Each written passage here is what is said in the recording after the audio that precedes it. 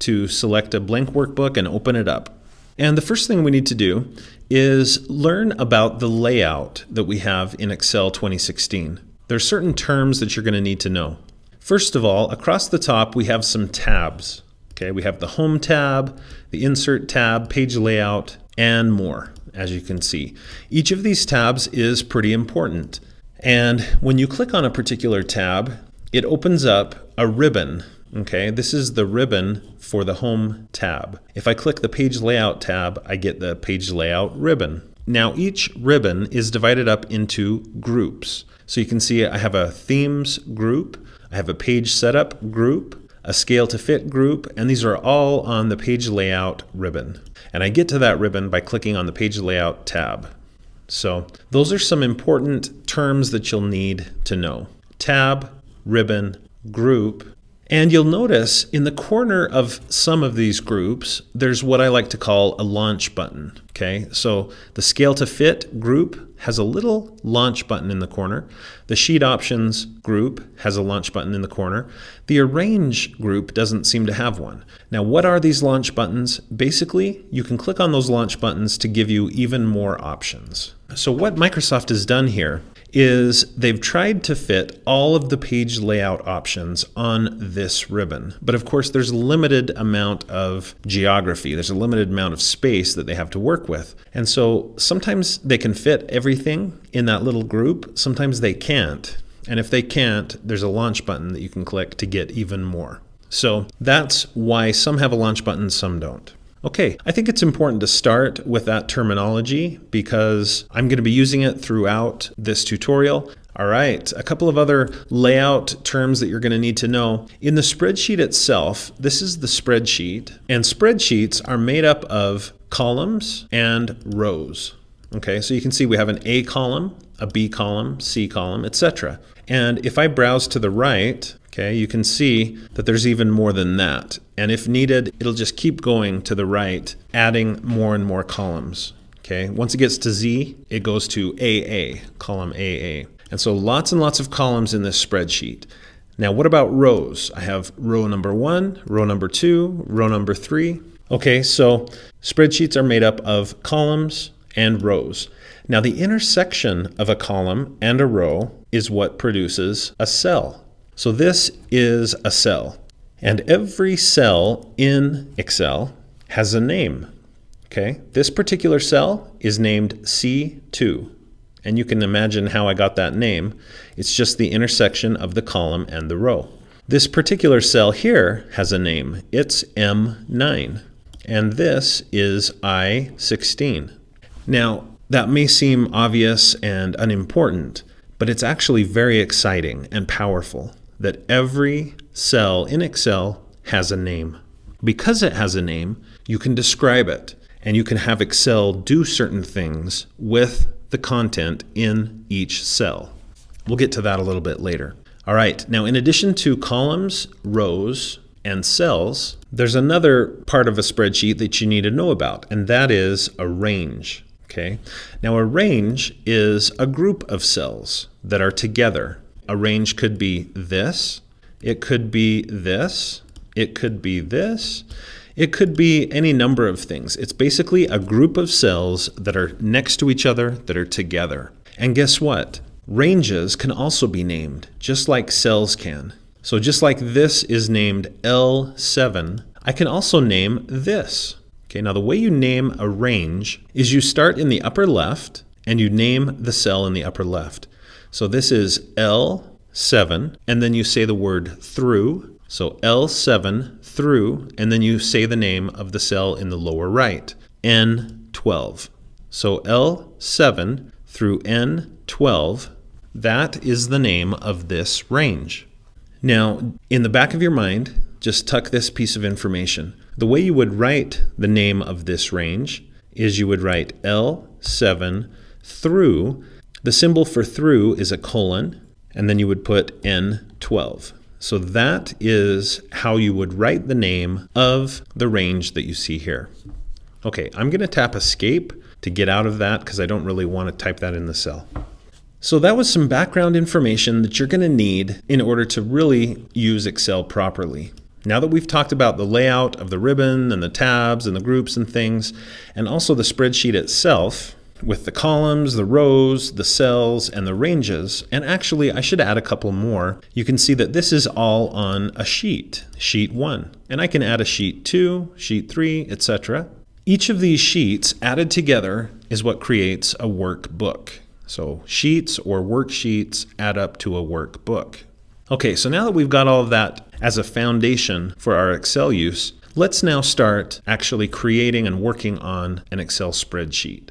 Now, to make this a little bit more interesting for you to look at, I'm going to zoom in a little bit. So I'm going to use this slider in the lower right corner, and I'll just click and drag to zoom in on my spreadsheet. Okay, so that should be a little bit easier for you to see. And now I'm going to click on A1 and enter some data in this A1 cell. And just as an example, let's say I want to use Excel to create an inventory of my movie collection. Okay, now this could be anything. If you're a teacher, maybe this is the supplies that you have that you loan out to the students, or if you're a secretary at a school, let's say you're in charge of keeping track of the supplies at the school, whatever it might be. But let's say I want to do an inventory of the movies that I own. First thing I want to do is maybe put a little title in there. So I'm going to type in A1 and I'll type movie inventory. And you'll notice that my text is bigger than the cell itself. It goes too far to the right. But you know what? Don't worry about that. Just hit enter or return on the keyboard, and I've successfully entered my first data into this spreadsheet. Now, it looks like these words, movie inventory, are spilling over from A1 into B1, but in actuality, that's not true. It's an illusion. Both of these words are stored in A1. If I click on B1, I could type in B1 and hit return or enter, and you'll notice that movie inventory is still stored in A1.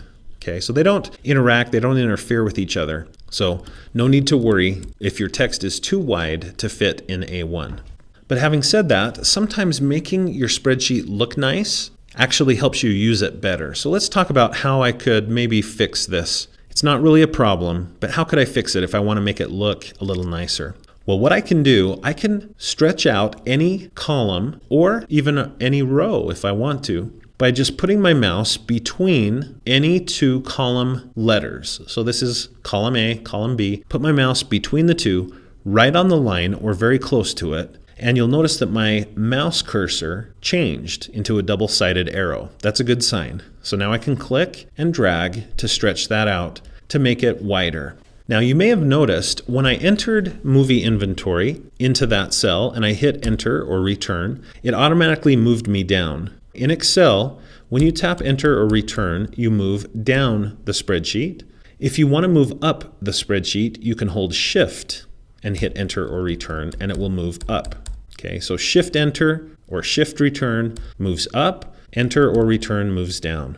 Now what if you want to move to the right? Maybe I want to type something in B1. What I would do is I would tap tab. Tab moves you to the right.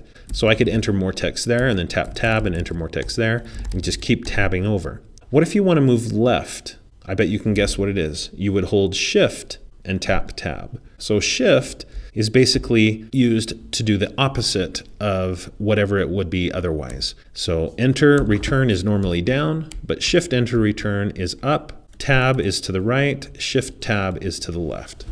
Another way you can navigate throughout the spreadsheet is by using the arrows on your keyboard. If you find the up, down, left, right arrows, you can just use those to move up, down, left, or right. It's a little bit more awkward than using enter or shift enter, but that's another option. And of course, you can also use your mouse to click on where you want to go. But I'll tell you, if you can learn to use Excel simply with the keyboard without using your mouse very much, it's really going to go a lot better for you. So I've got my title in there. Now I'm going to click on A2 and I'm going to type in the word title. That's where I'll put the movie title. Now I'll tap tab to move over to the right and I'll put in date purchased, tab again, rating, tab again, value, tab again, genre, and tab again, location. And that will store quite a bit of information for me about my movie inventory. All right, with that last one, when I hit enter, it moved me down and it moved to the left, expecting me to put in the first record, is what they call it. And the first record would be the first movie. So let's say I put in Star Wars. Again, I could tap tab to move over to the right. I could say, okay, I purchased it 2007. It's rated PG. It's worth maybe $5. And it's science fiction. And it's located in the living room. Okay. So that's an example of data entry, how you can enter data into a spreadsheet by clicking on a cell or somehow getting on a cell, typing, and then hitting either tab to move to the right or enter to move down. Now, as another example, I'm going to type in another record and I'll put in some other information here. And at this point, let's say I notice a misspelled word and I would like to fix that. Okay, you'll notice that I misspelled empire. If I click on cell A4 to try to fix that misspelling, watch what will happen. As soon as I type, it erases what was there.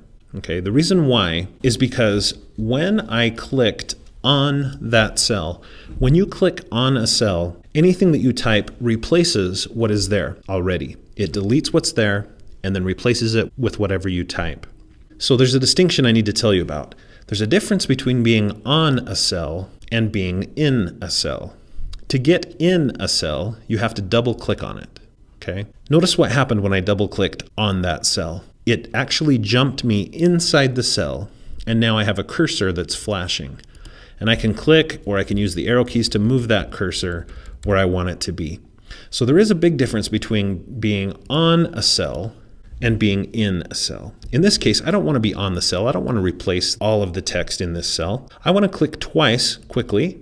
Now I've jumped inside it and I have this cursor and I can move it where I want it to be, fix the misspelling, hit return. Again, that may seem like a very small, insignificant thing, but Excel is all about details. And all of these little details will really enhance your use of Excel. So please stick with me and pay attention to these details. And I promise your use of Excel will be much more satisfying and effective. Now give me a few minutes to put in a few more records and then I'll resume the tutorial. Okay, so I've finished putting in some movies here and some records is what they're called. Each of these rows contains a record. And to help you see this a little bit better, I'm going to zoom back out a little bit so you can see I've put in quite a few movies here. Now, what we need to do next is dress this up a little bit, make it look a little better. It just doesn't look quite right to our eye at this point. So what are some things that we can do to make this look nicer? First of all, here at the top, my title basically of this spreadsheet, it's kind of off to the side and it doesn't have anything that makes it stand out and look different. So I'm going to click on it, on the cell, and I'm going to click up here at the top on the Home tab and the Home ribbon. I can click on Bold to give it a bold look. So that will help it stand out. Notice that I can also use the Paint Bucket tool to paint the background of that cell. I may or may not want to do that. In this case, I don't necessarily want that. So I'm going to click the arrow next to it and I'm going to go to No Fill. I could also change the color of the text itself. Okay, so that is also an option. I'm going to go back to black in this case. In addition, I could italicize or underline. Those are all good options to have. But that will help the text stand out a little bit. Another thing I can do is click on cell A1 and drag. I'm still holding the mouse click, and I'm going to drag until I've covered all of the content of my spreadsheet. So the content of this spreadsheet ends at column F. I don't have anything beyond that. So I just clicked and dragged to get all the way across. Now watch what I can do. On the Home tab, Home ribbon, there's a button here in the alignment group called Merge and Center. And if I click on that, see what it did? It merged all of those cells together. So this is now one big cell, and it centered it. Okay, so Merge and Center is very helpful to do what I just did, to basically break down the walls between these cells and make it one big cell, and then to center it. That looks a lot better. The other thing, like I said before, the text not quite fitting in the cell kind of bothers me. So I could go up here to the top, like I showed earlier, and click and drag to make sure everything fits. But I want you to see a shortcut. There's a shortcut to doing this. All you have to do is go up here at the top and just go between any two of the column letters and double click. And if you do that, look what happens. It automatically will perfectly size the column so that all of the text will fit. I could do that also for date purchased and for rating. Now, notice in that case, the rating column actually got narrower. It's because it doesn't need to be longer than what it is now. Okay, so I can do that with value and so forth. Now let me show you yet another trick that's a little bit of a time saver. Instead of double-clicking between every single column one at a time, look what I can do. Click and drag on the column letters all the way across to the end of my data, and then double-click between any two of these. It doesn't matter which. Double-click, and notice now it automatically resized every column. Every column that I had selected was affected by that double-click, and now is perfectly sized to fit the content that's in those cells. And if I browse back to the left using this slider, you can see everything is perfectly sized. So I used a phrase there. I said everything that was selected, every column that was selected was affected by what I did. In Excel, that's a nice phrase to maybe think about. Select to affect. If you want to affect it, you must select it first. One more little shortcut, little trick. When you click and drag on those column headings, yes, the fastest way to resize is to then double click between any two column letters, but you could alternatively just click and drag and watch what happens. I'm going to resize this column, let go, and look, every single column was affected. Because I had selected each, they're all affected by that, and they're all exactly the same width. So hopefully those little tricks will help you to be able to resize your columns the way that makes the most sense for you. And the idea is to make your data look nice, because when it looks good, it's often easier to read, easier to understand and comprehend. Okay, now there are good reasons sometimes to keep columns narrow, even if all the text doesn't fit. So you don't have to always make sure everything is always visible, but I want you to be able to do that when you need to. Okay, next up, I guess I do want to click here on Movie Inventory and underline it to set that apart as the title. And then down here, I would like to make all of these column names different. So I'll highlight them and I'll go up and make them bold and let's say italicized. Now, the way I did that so fast, you may not have noticed, I simply clicked on the row number and it highlighted the entire row all the way to the right, and so that selected it, and then to affect it I just chose bold and italicize, and it affected everything that's selected. So at this point, I hope that you are familiar now with the different names of the layout in Excel. We know what to call the different things like the tabs, the groups, the ribbons, things like that. We also know about columns, rows, cells, and ranges, sheets and workbooks. And we know how to enter data and then how to select it, to affect it, and to change how it looks on the screen. And we also know how to adjust the column widths. And I didn't show this explicitly, so let me just quickly do that. Notice that you can affect the rows as well. So I can make rows taller than they would have otherwise been. I can double click between them to perfectly resize. I can affect more than one at a time by selecting more than one row. So all of those same techniques that I showed about the columns can also be used with the rows. So all of this, in my opinion, gives you a good foundation. It helps you understand the basics of using Excel.